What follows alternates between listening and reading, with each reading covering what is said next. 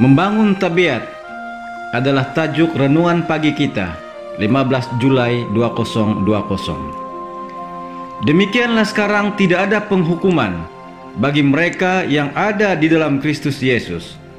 Roma 8 ayat 1. Firman Tuhan ini adalah merupakan inti renungan pagi kita pada pagi ini. Mari kita bersatu dalam doa. Terpuji dan termulialah namamu, Bapa kami di sorga. Puji Tuhan, terima kasih Bapa, karena Engkau setia menyertai kami. Engkau setia untuk membimbing kami, sehingga kami mampu untuk melakukan hal-hal yang terbaik untuk orang lain. Dalam nama Yesus kami sudah berdoa dan mengucapkan syukur. Amin. Selamat pagi, salam damai dalam nama Yesus Kristus Tuhan kita. Sudah pasti kita bersyukur karena setiap pagi kita mempunyai kesempatan yang baik untuk dapat bersama-sama di dalam renungan pagi. Pendidikan yang benar tidak mengabaikan pengetahuan yang bersifat ilmiah atau pengetahuan kesusastraan. Tetapi di atas informasi mempunyai kuasa yang bernilai. Di atas kuasa adalah kebajikan. Di atas pencapaian intelektual adalah tabiat. Dunia ini tidak begitu memerlukan orang-orang pandai lebih daripada orang yang mempunyai tabiat yang agung. Pendidikan memerlukan orang yang kesanggupannya dikendalikan oleh prinsip yang teguh. Hikmat adalah hal yang utama. Peroleh hikmat, lidah orang bijak mengeluarkan pengetahuan.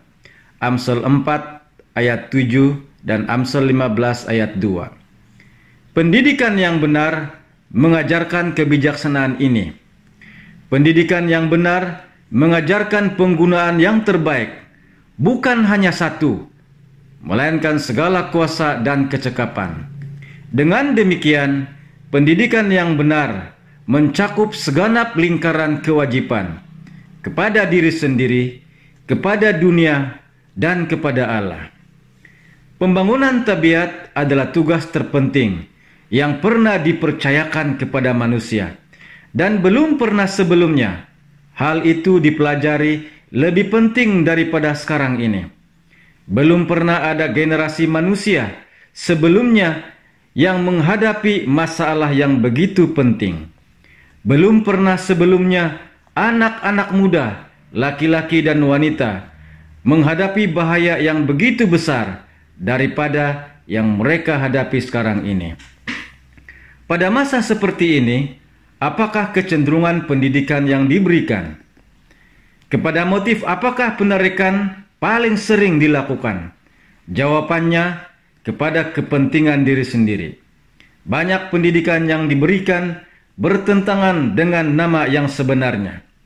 Dalam pendidikan yang benar, cita-cita yang mementingkan diri sendiri, ketamakan untuk mendapatkan kuasa, tidak menghargai hak-hak dan keperluan manusia. Itulah kutuk bagi dunia kita yang menjadi kontra pengaruh. Allah mempunyai rencana hidup bagi setiap orang. Masing-masing harus meningkatkan talentanya dengan sebaik-baiknya dan setia melakukannya. Apakah karunia itu sedikit atau banyak, haruslah menjadi kemuliaan. Dalam rencana Allah, tidak ada tempat bagi persaingan yang mementingkan diri sendiri.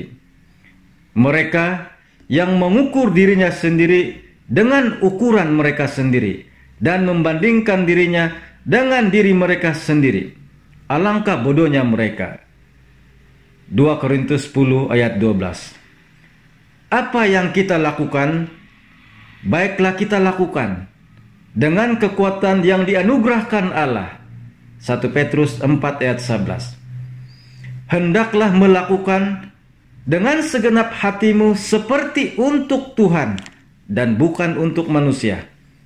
Kamu tahu bahwa dari Tuhanlah kamu menerima bahagian yang ditentukan bagimu sebagai upah.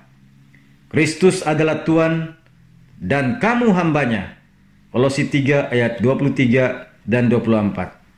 Alangkah mulianya pelayanan yang dilakukan dan pendidikan yang diperoleh untuk melaksanakan prinsip ini. Tetapi betapa berbedanya dengan pendidikan yang diberikan sekarang. Dari sejak usia kecil, sang anak sudah diajak untuk menyemai dan bersaing. Hal itu memupuk sifat mementingkan diri sendiri, dan itu adalah akar segala kejahatan. Sirih Membina Keluarga, Jilid 3, halaman 209 dan 2010. Bapa di sorga, terima kasih di atas kebaikan-Mu. Engkau memampukan kami untuk tetap teguh bersaksi untuk nama Tuhan, dan kami tidak segan-segan untuk menunjukkan tabiat sifat yang kami warisi daripada Yesus Kristus. Terima kasih Bapa. Dalam nama Yesus kami sudah berdoa dan mengucapkan syukur. Amin.